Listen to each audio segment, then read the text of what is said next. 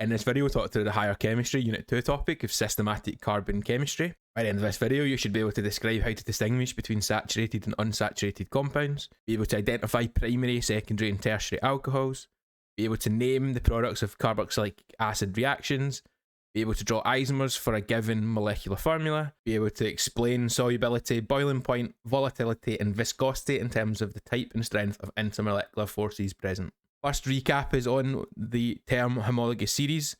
Homologous series is a family of compounds with similar chemical properties who share the same general formula. From previous work in chemistry, you're expected to know about alkanes, alkenes, cycloalkanes, alcohols and carboxylic acids. You also need to be aware of the terms saturated and unsaturated as it applies to carbon compounds. First type of carbon compound that you would have been introduced to are the alkanes. These contain only carbon-to-carbon single bonds. Compounds that contain only carbon-to-carbon single bonds are described as being saturated. The alkenes contain at least one carbon-to-carbon double bond. Compounds such as alkenes that contain at least one carbon-to-carbon double bond are described as being unsaturated. The cycloalkanes contain a carbon ring, and these are saturated compounds. Alkenes can undergo addition reactions with various different chemicals. An addition reaction involving hydrogen is described as being a hydrogenation. An addition reaction involving a halogen, something in group 7, is described as being halogenation. And the addition of water is described as being hydration.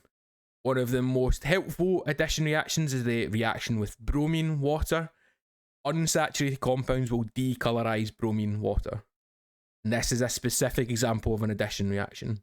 We start off with some sort of alkene with a carbon-to-carbon double bond. That carbon-to-carbon double bond breaks open, allowing two more bonds to be formed, and these bonds are formed with the bromine. This type of reaction could also be called a bromination. If you have a saturated compound, so one that only has carbon-to-carbon single bonds, it will not be able to decolorize bromine water. If you carry out an addition reaction using hydrogen, the alkene will form an alkane. Again, the carbon-to-carbon double bond breaks, two more bonds are formed, hydrogens attach to the carbons, forming your alkane. This would be an example of a hydrogenation reaction. An alkene can also undergo an addition reaction with water, which will form an alcohol.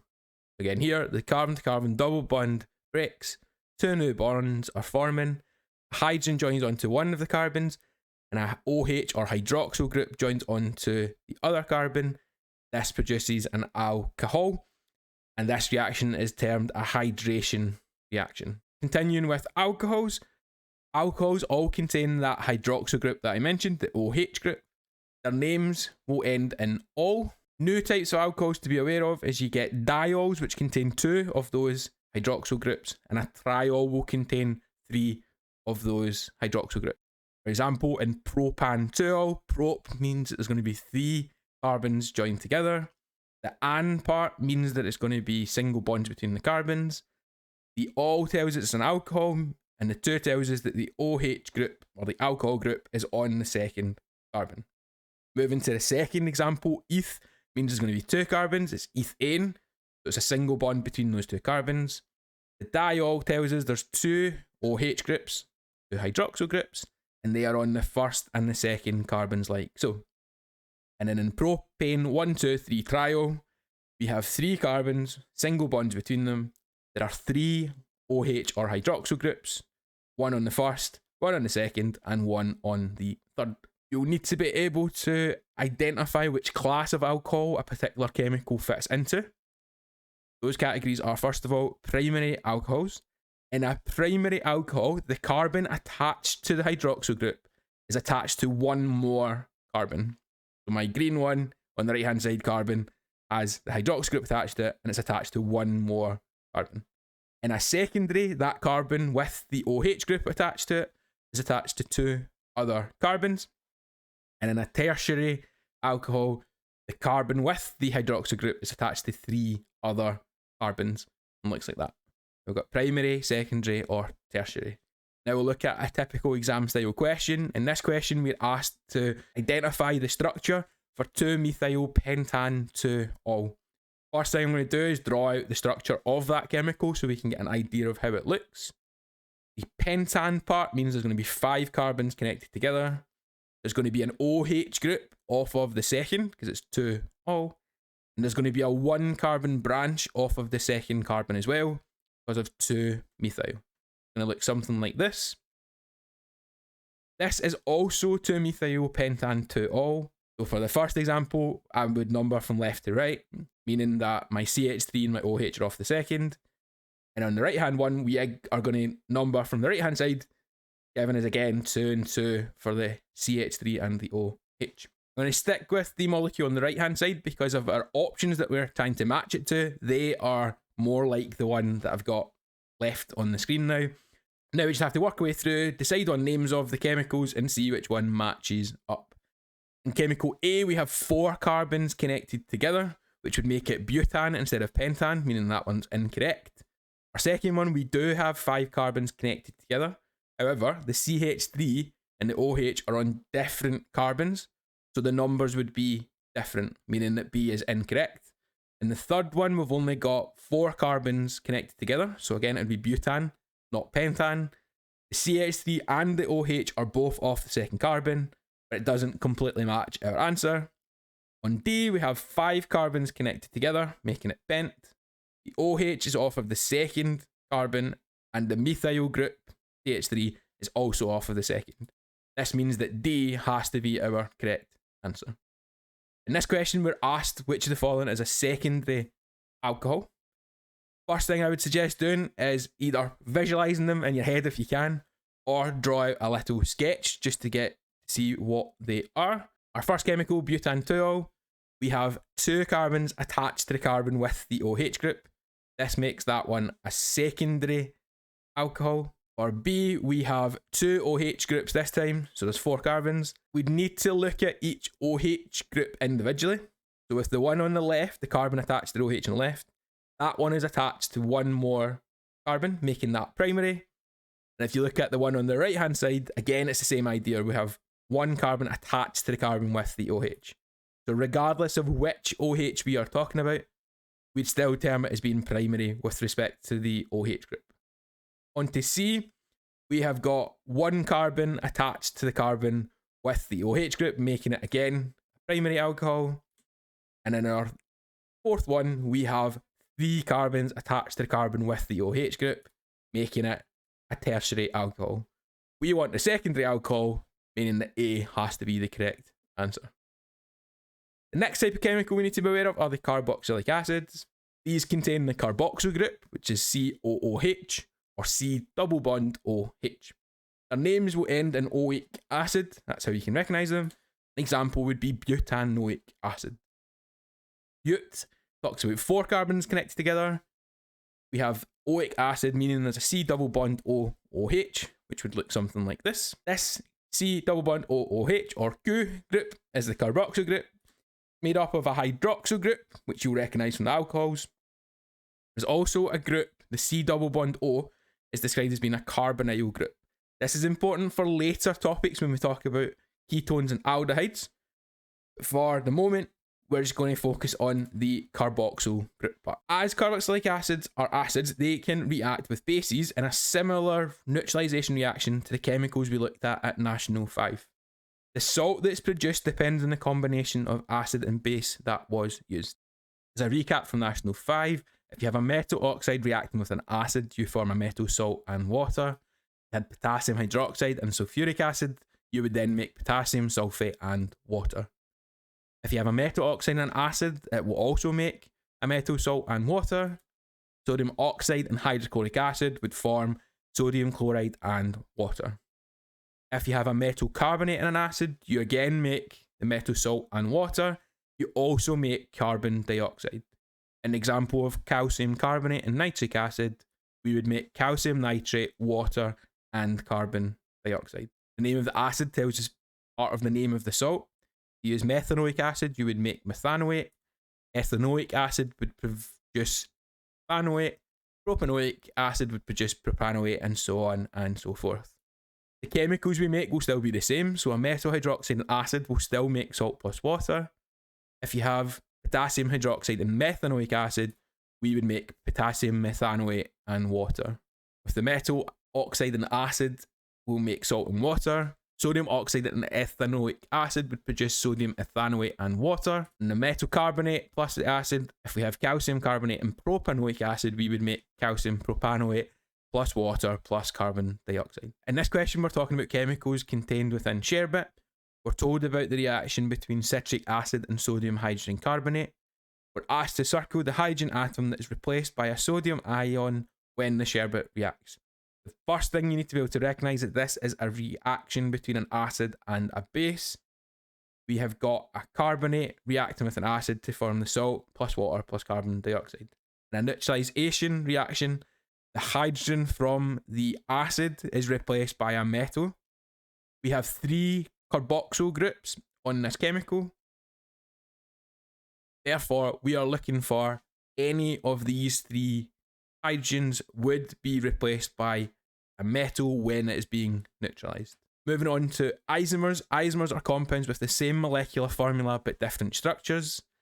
This means that they contain the same number of each atom, but they are arranged in a different way, and they'll therefore have a different name. For example, butane and 2-methylpropane are isomers of one another. In butane, we have 4 carbons and 10 hydrogens. In 2-methylpropane, we again have 4 carbons and 10 hydrogens. Butane, our longest chain, is 4 carbons connected together. In 2-methylpropane, the longest chain is 3 carbons, which is why it's prop. It also has a branch coming off of the second, a 1 carbon branch, which is where 2-methyl comes from. So they both have C4H10, but are arranged differently. So these would be isomers of one another. You might be given a chemical, such as this one, and asked which of the following compounds is an isomer of that structure. If we do our count of the carbons, we have 4 carbons, we have 10 hydrogens, and 1 oxygen. For butanol, butanol is an aldehyde, which comes in a later topic. Here is its structure here. You quickly count up how many carbons and hydrogens you've got. You'll see that we've got C4H8O, which means it is not an isomer of the one at the top because there's a different number of hydrogen. Butanone is a ketone. Again, it has C4H8O, making that not the answer we're looking for. These 2 compounds, however, butanol and butanone, are isomers of each other. The difference is where the C double bond O is placed, but they contain the same number of carbons, hydrogens, and oxygens. Onto butan 1-ol, 4 carbons, and OH off of the first. It has the same number of carbons and hydrogens, meaning that it is a likely candidate for the answer. For butanoic acid, we've got 4 carbons, 8 hydrogens, and 2 oxygens, which does not match what we're looking for. So butan 1-ol is an isomer. In this question, we're asked about a compound with a molecular formula of C6H12O2. 6 carbons means that it could be hex. All 4 of them start with hex, so we can't rule any out that way. If we think about the functional groups that each of these have, the aldehyde and the ketone both have C double bond O, so 1 oxygen. The alcohol has an OH, again, 1 oxygen.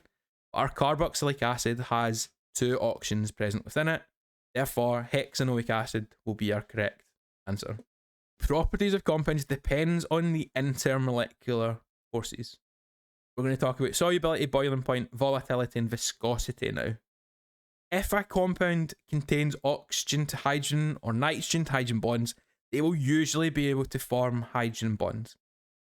The size of a molecule will affect the London's dispersion forces. For solubility, polar and ionic compounds will tend to be soluble in polar solvents, and non-polar compounds tend to be soluble in non-polar solvents. The term like dissolves like can be used to help get this in our head. However, during an exam or assessment question, instead of like for like, you would be better off saying that polar compounds dissolve in polar solvents and non-polar compounds dissolve in non-polar solvents. When it comes to boiling points, the boiling point tends to increase as the size of the molecule increases. This is because there's an increase in the intermolecular forces. You're comparing two relatively similar sized molecules, but one of them can form hydrogen bonds or permanent dipole to permanent dipole interactions. That one will have a significantly higher boiling point than the other one. term volatility is a measure of how easy it is to evaporate that particular chemical. As the size of a molecule increases, there's more intermolecular forces making the compound harder to evaporate. Therefore, the volatility will decrease as the size increases. If your compound can form hydrogen bonds or permanent dipole to permanent dipole interactions, the volatility will be lower than that of a similarly sized molecule. When it comes to viscosity, it's a measure of how thick or gloopy a liquid is. As an example, something like syrup would be more viscous than something like water. The viscosity, so the thick and gloopiness of the compound, tends to increase as molecular size increases, again because there's stronger intermolecular forces. If you have a compound that can form hydrogen bonds or permanent dipole to permanent dipole interactions, that viscosity will be higher than that of a comparatively sized molecule. In this question, we're asked about caryophyllene, which is a natural product which is extracted from clove oil using a solvent. You're asked which of the following chemicals would be the best solvent for extracting this chemical. If you look at what makes up this chemical, we have only carbons and hydrogens connected to one another. This means that this is going to be a non-polar molecule. If we then look at our 4 options for solvents, hexane is an alkane, so it's just carbons and hydrogens. Hexan-2-ol, hexan-2-one, and hexanoic acid all also contain oxygen. Hexane is going to be a non-polar solvent. The other 3, because of the presence of the oxygen, be polar molecules. Other 3, because of the presence of the oxygen, will be polar solvents. We're looking for the one that would match our chemical we're trying to extract. Therefore, hexane would be our correct answer. In this question, we're given the diagram of citric acid. We're asked to explain why this is very soluble in water. If you think about the structure of water, we have hydrogens and oxygens. The water has the potential to form hydrogen bonds. Our citric acid also contains hydroxyl groups. Therefore, hydrogen bonds could be formed between the citric acid and the water. The presence of either nitrogen to hydrogen bonds, oxygen to hydrogen bonds, or hydrogen to fluorine bonds will allow them to form hydrogen bonds with water. Each molecule of citric acid can make hydrogen bonds with the water. This is the reason why it's very soluble in water. This question wants us to compare 2 chemicals. Both of these chemicals are flavour molecules. We're told that vanillin is soluble in water and fairly volatile. We're asked to compare the solubility and volatility of these 2 chemicals. When we look at the benzaldehyde does not have oxygen to hydrogen bonds, therefore it is unable to form hydrogen bonds. This means that it will be less soluble than the other compound. It will also have weaker intermolecular forces than the vanillin. If you have weaker intermolecular forces, this means it will be easier to evaporate, meaning it will have a greater volatility than the other compound. And D is the only answer that satisfies both of those conditions. In this question, we're asked to compare the viscosity of the 4 liquids that we've got. If you're looking for the most viscous or the thickest compound, we are looking for the one which has the strongest intermolecular forces. We now need to compare each molecule and look for a difference which would cause one of them to have stronger intermolecular forces than the others. Because we're talking about alcohols with the hydroxyl groups, this allows for hydrogen bonding. One of them has 2 hydroxyl groups, which would allow for more hydrogen bonding, causing them to be held more tightly together, which would make them a more viscous solution. So our diol at the bottom right hand side would be the most viscous out of those 4. By the end of this video, you should hopefully be able to describe how to distinguish between saturated and unsaturated compounds, be able to identify primary, secondary and tertiary alcohols, be able to name the products of carboxylic acid reactions, be able to draw isomers for a given molecular formula, and be able to explain solubility, boiling point, volatility and viscosity in terms of the type and strength of intermolecular forces present. Thank you for watching, goodbye.